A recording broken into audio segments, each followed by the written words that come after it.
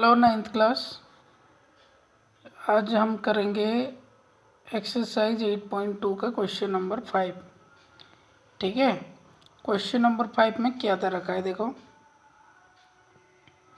In a parallelogram ABCD, in a parallelogram ABCD, E and F are the midpoints of the side AB and CD respectively, so that the line segment AF and EC trisect the diagonals BD। यानी यहाँ पे क्या बोल रहा है, ABCD is a parallelogram. यह है देखो, यहाँ पे डायग्राम देखो, ABCD एक पैरेललोग्राम है। ठीक है, नेक्स्ट क्या बोल रहा है, E and F are the mid point of the side AB and CD respectively. यानी ABCD पैरेललोग्राम का E जो है ना AB का मिड पॉइंट है और F जो है ना CD का मिड पॉइंट है। ठीक है, ये मिड पॉइंट है। इसका मतलब क्या है, इसका मतलब क्या है, F जो है ना F मिड पॉइंट होगा तो इसमें से हमें पता चल जाएगा कि DF इजिकल्स टू CF होगा, मिड पॉइंट है। सिमिलरली क्या हो जाएगा, AE इजिकल्स टू EF हो जाएगा। ठीक है, नेक्स्ट क्या बोल रहा है, so that the line segment AF, यानी AF जो है ना AF ये वाला लाइन सेगमेंट एंड EC ये वाला line segment trisect the diagonal BD, यानी ये डायगोनल BD को ट्राइसेक्ट कर रहा है। ट्राइसेक्ट मतलब यहाँ पे क्या हमें प्रूव करना है, DP equal to PQ equal to QB, 3 part में डिवाइड करना है। ट्राइसेक्ट का मतलब यही है, 3 पार्ट्स में डिवाइड करना है। यानी यहाँ पे कुल मिला के हमें क्या प्रूव करना है, देखो प्रूफ ये करना है कि DP is equal to PQ is equal to QB, ये वाला हमें प्रूव करना है। समझ में आ गया ना, DP is equal to PQ is equal to QB, ये वाला प्रूव करना है। आगे समझ में प्रूव क्या करना है। ठीक है, अभी देखेंगे इसका सिंप्लीफाई कैसे करना है, अभी चेक करेंगे। ठीक है, ये देखो अभी सिंप्लीफाई करने के लिए ये डायग्राम है। जैसे कि हमें पता है ABCD इज ए पैरेललोग्राम और F and E is the mid point, इसीलिए यहाँ पे सिंप्लीफाई हो रखा है। देखो ABCD is a parallelogram, so AB parallel to CD, देखो AB का साथ CD पैरेलल होगा and AE parallel to AE, ये वाला लाइन देखो AE पैरेलल टू FC, यानी AB का साथ पैरेलल DC है, इसीलिए AE पैरेलल टू EF हो जाएगा। समझ में आ रहा है ना। ठीक है, next also AB is equal to CD, AB का साथ CD बराबर होगा। क्यों, क्योंकि parallelogram of the opposite side, यानी पैरेललोग्राम का अपोजिट साइड जो है ना ये इक्वल होता है और पैरेलल होता है, इसीलिए AE is equal to FC। क्यों, देखो DC इज इक्वल टू क्या होगा, AB है। नेक्स्ट अगर F और E मिड पॉइंट होगा तो AE is equal to FC definitely होगा, क्योंकि आधा आधा हो जाएगा। उस हिसाब से ये वाला, उस हिसाब से देखो यहाँ पे क्या लग रखा है, देखो AF is equal to FC, sorry AE is equal to FC। ठीक है, next in a quadrilateral AEFC, ये वाला क्वाड्रिलेटरल जो है ना ये पैरेललोग्राम है। समझ में आ रहा है ना, तो ये पैरेललोग्राम हो गया।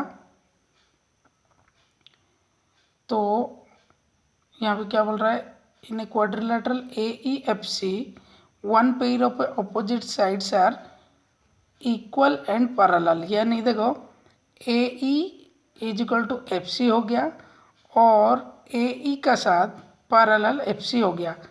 हमारा जो प्रॉपर्टीज है क्वाड्रिलेटरल का प्रॉपर्टीज है, अगर एक क्वाड्रिलेटरल है और उसके pairs of opposite sides are equal and parallel, equal भी है और पैरेलल है, then that will be a parallelogram. समझ में आ गया ये प्रॉपर्टीज। तो ये प्रॉपर्टीज के हिसाब से ए ई का साथ एफ सी बराबर है और A E parallel F C हो गया, इसलिए ए ई सी एफ ये क्या हो गया आपका पैरेललोग्राम हो गया।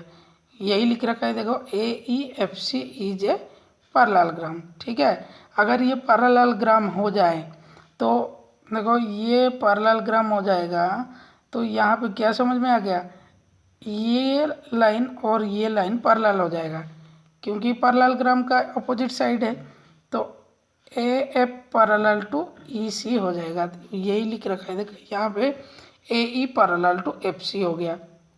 ठीक है, समझ में आ गया ना। Again A B equals to C D भी हो जाएगा। देखो ये A B equals to C D है, A B equals to C D है। समझ में आ गया ना, ऑपोजिट साइड ऑफ ए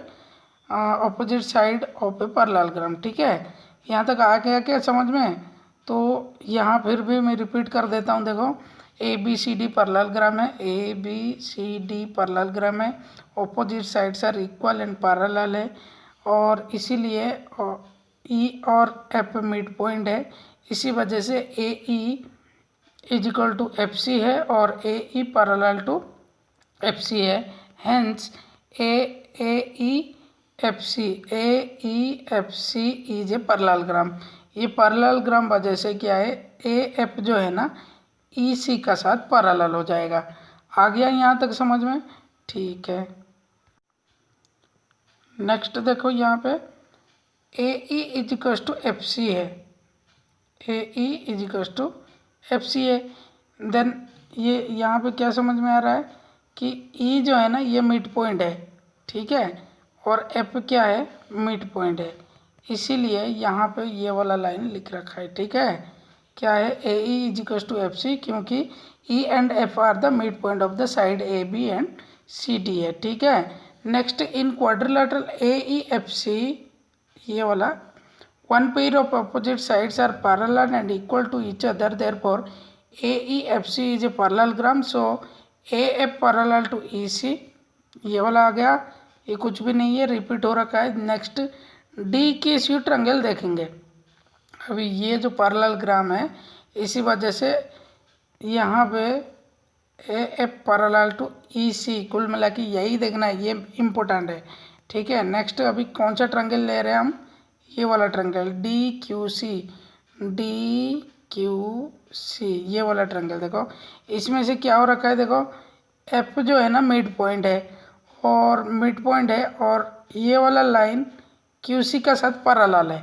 समझ में आ रहा है ना, ये पैरेलल क्यों है, ये कर रखे हैं हम पैरेलल। तो यहाँ पे हम मिड पॉइंट थ्योरम अप्लाई करेंगे। कैसे, एक लाइन का मिड पॉइंट से सेकेंड लाइन को पैरेलल ड्रॉ करेंगे तो थर्ड साइड को बाइसेक्ट करेगा। यानी ये वाले ट्रायंगल में हम देख रहे हैं डी क्यू सी ट्रायंगल में F is the mid point, और मिड पॉइंट से ये लाइन इसके साथ पैरेलल है, इसी वजह से ये वाला पॉइंट पे क्या हो जाएगा, आपके बाइसेक्ट करेगा। समझ में आ गया। तो यही लिख रखा है, देखो F is the mid point of the side D C, so F P is parallel to Q C. देखा, F P parallel to Q C, ये क्यू सी है, इसी वजह से therefore using by converse mid point theorem it can said that the P is the mid point. यानी P जो है ना ये मिड पॉइंट होगा किसका, डी क्यू का, डी क्यू का मिड पॉइंट हो जाएगा। ठीक है, therefore it can be said that mid point P is the mid point of D Q, so D P is equal to P Q हो जाएगा, D P is equal to P Q हो जाएगा। समझ में आ गया ना। तो A B is equal to C D है। नेक्स्ट देखो A B is equal to C D है, A B is equal to C D है। ठीक है, इसी वजह से ये वाला ट्रायंगल देखो, triangle A P B, A P B, ये वाला ट्रायंगल देखो, इसमें से क्या है, इसमें से क्या देखो, ए पी का साथ पैरेलल ई क्यू है, ये दोनों पैरेलल है। इसी वजह से क्या हो गया, देखो ये वाला ट्रायंगल में अगर ये लाइन इसके साथ पैरेलल है तो क्या हो जाएगा, ये मिड पॉइंट हो जाएगा। मिड पॉइंट कन्वर्स थ्योरम, देखो यहाँ से पैरेलल ड्रॉ करेंगे तो ये क्यू क्या हो जाएगा, बाइसेक्ट द थर्ड साइड, यानी पी बी को बाइसेक्ट कर दिया। इसका मतलब क्या होगा, P Q equals to B Q हो जाएगा। यहीं लिख रखा है, देखो ये वाला ट्रायंगल में, ट्रायंगल ए पी बी, ये वाला ट्रायंगल में, ठीक है। E is the mid point of the side A B, E is the mid point of side A B, ठीक है। Next E Q parallel to A P, E Q parallel to A P, yes, that's what, therefore by using converse theorem of midpoint, it can be said that q is the midpoint of pb, यानी P B का mid point क्या होगा, Q हो गया। समझ में आ गया ना। तो इसीलिए क्या हो गया, देखो P Q equals to B Q हो गया। हमें प्रूफ क्या करना था, प्रूफ ये करना था D P equals to P Q equals to Q B, ये वाला प्रूफ करना था।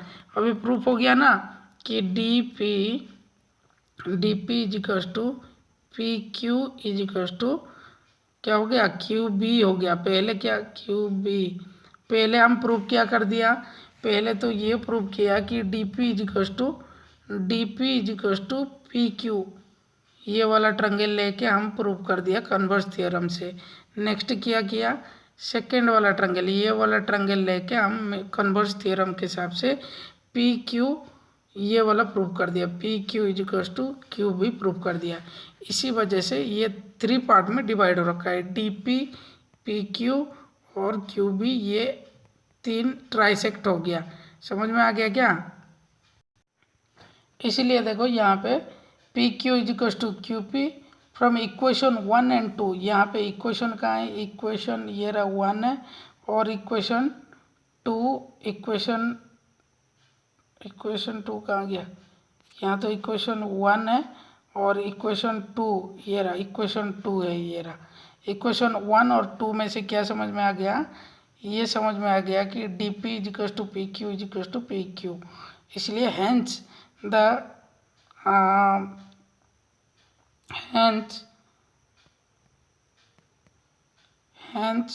the line segment AF and EC trisect the diagonal BD। आगे समझ में